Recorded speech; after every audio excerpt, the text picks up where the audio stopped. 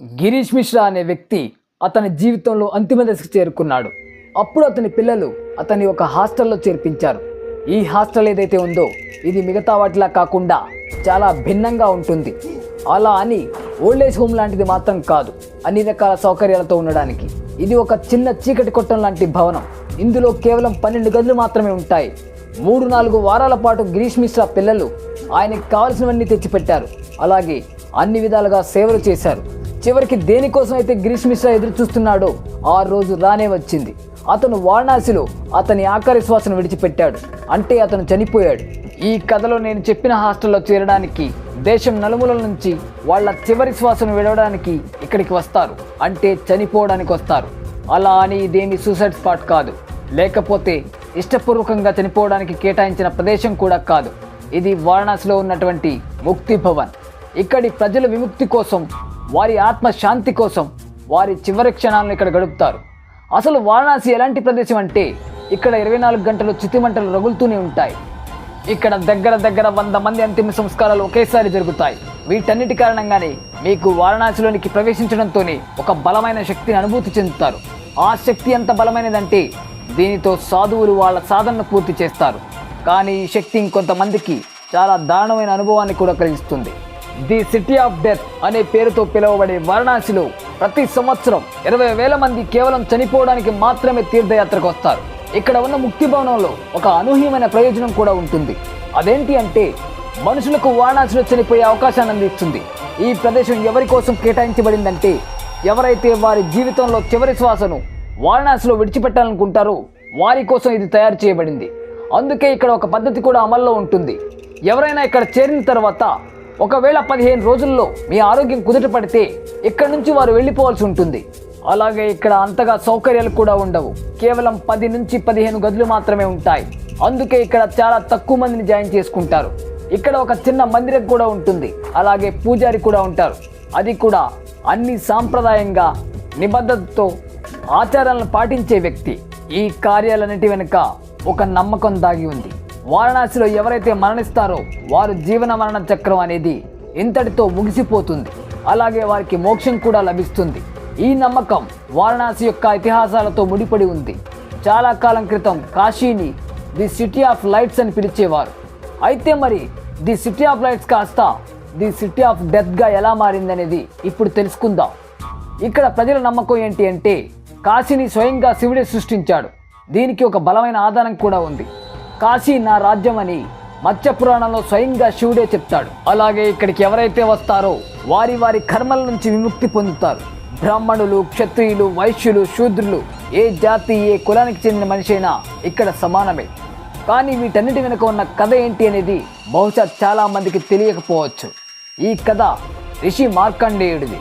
రిషి మార్కండేయుడు జన్మించక మునుపు అతని తండ్రి సంతానం కోసం కొన్ని సంవత్సరాల పాటు శివుడికి ఘోర తపస్సు చేస్తాడు. అప్పుడు ఒకరోజు అతని ముందు శివుడు ప్రత్యక్షం అవుతాడు. కానీ శివుడు అతనికి ఒక ఆప్షన్ ఇస్తాడు. నీకు ఎలాంటి సంతానం కావాలి?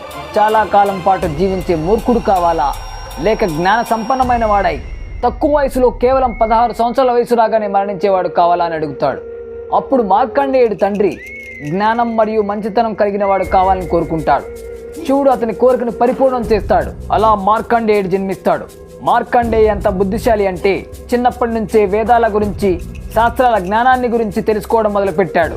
అతని వయసుతో పాటే అతని జ్ఞానం కూడా పెరుగుతూ వచ్చింది.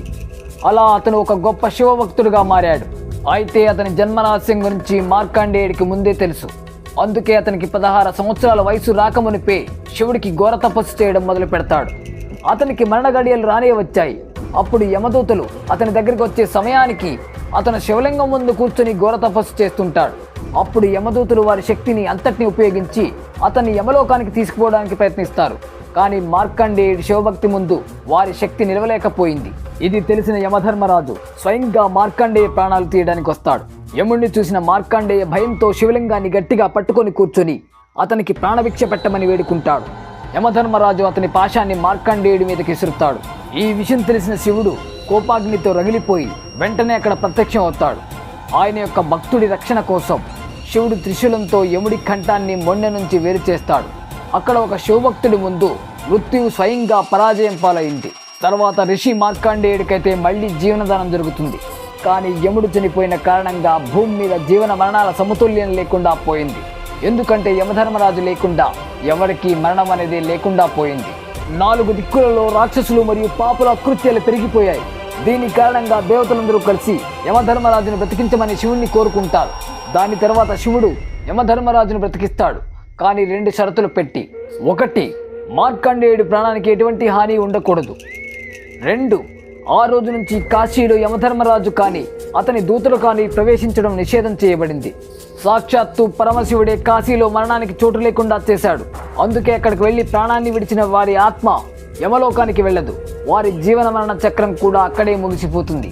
వారికి మోక్షం కలుగుతుంది. దీని కారణంగా అందరి నమ్మకం ఏంటి అంటే కాశీ లేదా వారణాసిలో మరణించిన వారికి మోక్షం లభిస్తుంది. కానీ పాపపు చీకటితో నిండిన ఈ కలియుగంలో దీన్నే ఆసరాగా చేసుకుని ఎన్నో పాపాలు చేస్తున్నారు. క్రమంగా దుష్టులు మరియు పాపులతో నిండిపోయింది. ఎలాంటి ఘోర పాపాలు చేసినా చివరికి మనం కాశీ చేరుకుంటే చాలు, అక్కడ అన్నీ తీరిపోతాయి అనుకున్నారు. దుర్మార్గాలు చేసే వాళ్ళందరూ వారి యొక్క పరిధి దాటిపోతున్నారు. అలాంటి సమయంలో ఇవన్నీ ఆపడం కోసం అవతరించాడు కాలభైరవుడు. ఈ కాలభైరవుడు అవతారం శివుడి యొక్క అత్యంత భయంకరమైన అవతారం.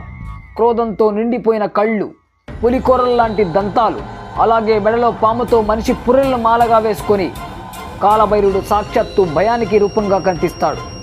కాలభైరవుడు ఎంత శక్తివంతుడంటే బ్రహ్మదేవుడి యొక్క తలల్లో ఒకదాన్ని నరికేస్తాడు. అందుకే పాపాలను చేసే వారిని శిక్షించడానికి శివుడు కాలభైరవుణ్ణి కాశీ ప్రవేశ మార్గంలోనే నియమించడం జరిగింది.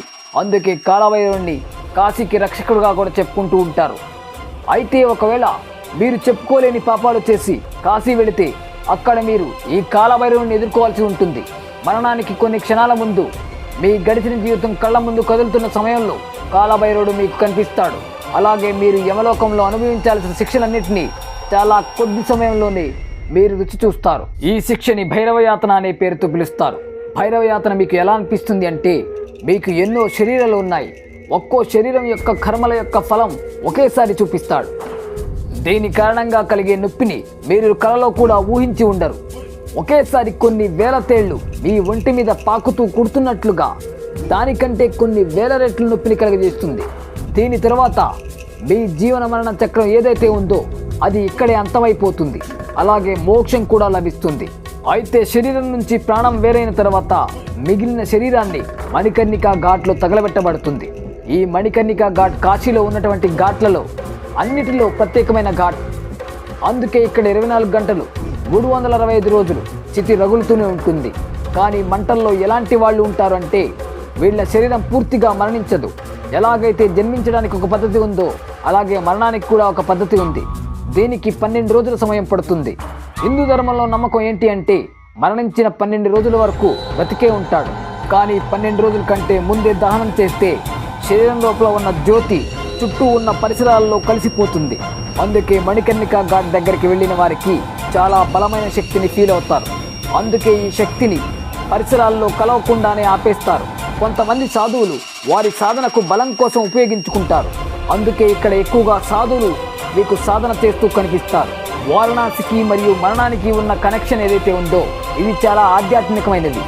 ఇక్కడ మృత్యువుని చూసి ఎవరూ భయపడరు, వేడుకలాగా చేస్తారు. ఇక్కడ మృత్యు ఏదైతే ఉందో దాన్ని జీవితంలో ఒక ముఖ్యమైన వేడుకలాగా చేస్తారు. అలాగే ఇక్కడ చితి పేర్చే వారికి మృత్యువే జీవనాధారంగా ఉంటుంది. అందుకే వారు మృత్యువుని చాలా పవిత్రంగా భావిస్తారు.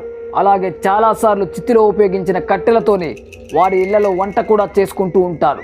అలాగే ఇక్కడ ఉన్న సాధువులు చితాభస్మంతో హోలీలు ఆడతారు. దీన్ని బట్టి చూస్తే మనకు అర్థమవుతుంది చావు పుట్టుకలు రెండూ ఒక్కటే అని. మరి వారణాసి గురించి మీరేమనుకుంటున్నారో కామెంట్స్లో తెలియచేయండి. అలాగే మా వీడియో మీకు నచ్చినట్లయితే లైక్ చేయండి, షేర్ చేయండి.